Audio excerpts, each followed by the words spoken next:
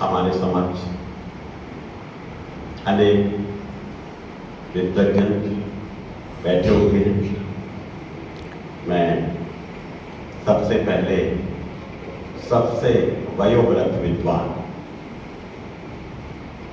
आदरणीय प्रोफेसर दीपक मलिक जी को प्रणाम करता हूँ। हमारे समक्ष डॉक्टर विवेकानंद जी उपस्थित हैं। हमारे समक्ष जिस संस्था के द्वारा एक कार्यक्रम आयोजित किया गया है उसके अध्यक्ष आदरणीय विजय कुमार जी जैन, उसके मंत्री भाई श्री सौरभ जी, इधर हमारी बहनें बैठे हुए हैं, प्रोफेसर संगीता जी, अंजू, डॉक्टर अंजू जी, डॉक्टर आनंद कुमार जैन,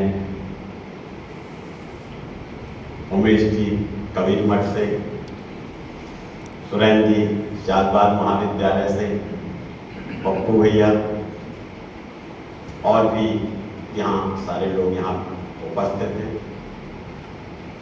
इस मैत्री भवन के फादर आदरणीय, नाम जल्दी भूल जाता हूँ, हाँ, फादर जी दोनों, और काशी प्रांत में फादर की शिक्षा ग्रहण करने वाले हमारे अनेक भावी फादर। आज अभी हम लोगों ने 4 विद्वानों को सुना।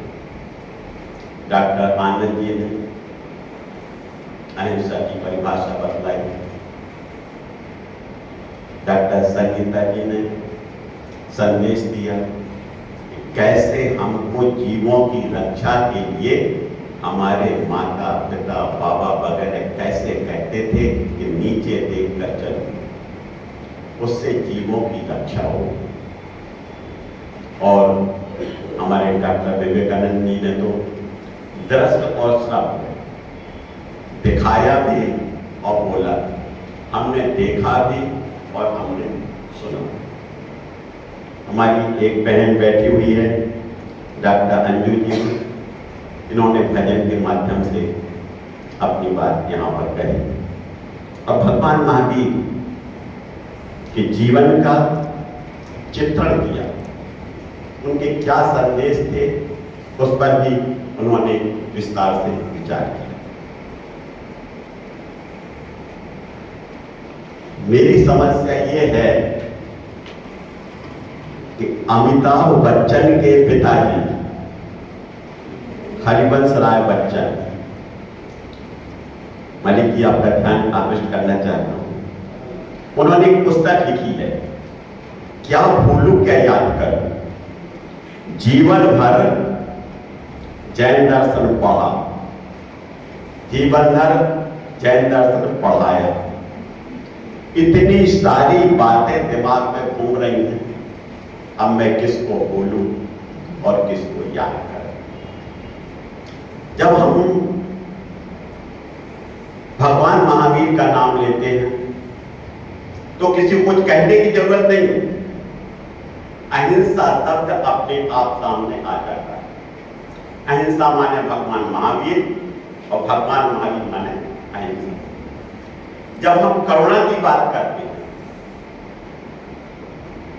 तो करुणा का मतलब भगवान बुद्ध और भगवान बुद्ध का मतलब करुणा।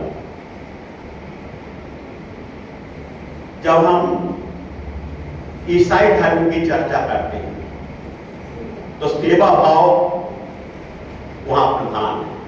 हम सेवा भाव कहेंगे उसका अर्थ होगा ईसाई, और ईसाई धर्म कहेंगे उसका अर्थ होगा ईश्वर सेवा। कहने का मतलब मेरा ये कि ये जो चीजें हैं ये प्रमुख रूप से वहां पर पालन की जाती है। ऐसा नहीं है कि जैन धर्म में करुणा नहीं, जैन धर्म में समाज सेवा नहीं है, जैन धर्म में अहिंसा नहीं है। ये प्रमुखता की दृष्टि से ये सारी बातें कही जाती हैं। हर धर्म में अहिंसा की चर्चा की गई है। यदि अहिंसा की चर्चा नहीं है, अहिंसा का पालन नहीं किया जाता है, तो कम से कम उसको हम धर्म नहीं कह सकते। धर्म वही है जिसमें अहिंसा का पालन किया जाए। और कुछ हो सकता है, मैं ये नहीं कह रहा हूं कि और क्या हो सकता है, लेकिन अहिंसा की बात समस्त धर्मों में पाई जाए। 18 पुराण व्यास जी ने लिखे और एक निष्कर्ष लोगों ने निकाला है। अष्टादश पुराणेषु व्यासत्व वचनद्वय परोपकार पुण्याय पापाय परपीडनम्। 18 पुराणों का अध्ययन करने के पहले पुराणों का अध्ययन और उसके साथ रूप में दो ही चीजें बतलाएंगे। एक तो ये परोपकार पुण्य का कार्य है और दूसरे को कष्ट देना पाप का कार्य। ये सारी बातें वहां पे जैन दर्शन का जब मैंने अध्ययन किया तो वहां भी दो बातें सामने आई। एक हिंसा की बात, दूसरी अहिंसा की बात। आचार्य अमृतचंद सूरी ने लिखा है, अप्रादुर्भाव खलनागादीना भवत अहिंसेति तेषामेवोत्पत्तिर् हिंसेति जिनागमत् संक्षेप। एक भगवान जनेन्द्र की जो वाणी है उसका संक्षेप ये है कि जो हमारे राग आदि जो भाव है, राग और द्वेष आदि जो भाव हैं, इनकी उत्पत्ति होना हिंसा है और राग द्वेष की उत्पत्ति ना होना इसी का नाम है। यहां पर अहिंसा की बहुत सारी परिभाषाएं बतलाई गई। अहिंसा का उद्देश्य बतलाया गया। भगवान महावीर का एक संदेश जो हर व्यक्ति की जोहा पर रहता है। जब हम जुलूस में जाते हैं तो हमको सुनाई पड़ता है, हम लोग स्वयं बोलते हैं, जियो और जीने।